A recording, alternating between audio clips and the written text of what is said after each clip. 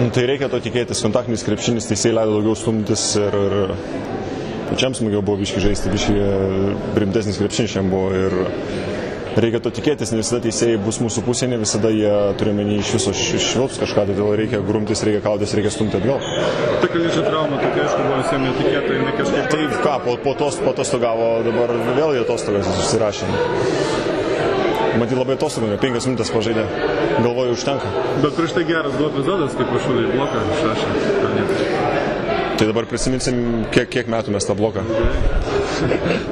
Da, atostogaus dabar Kalnietis. Nežinau, kiek laiko negalėjo žaisti, kiek sportuoti, bet bus matyti. Lenta kokios priežastys? Tai reiškia per silpnai kovomis po krepšiu.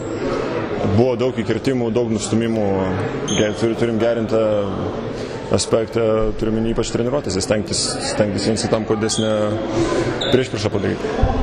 Nes tai ir bus pagrindinis dalykas Europos čempionate. Donatai, kieno barzda geresnė, Hartmanas ar Nikicas? Niekas jau nežinau.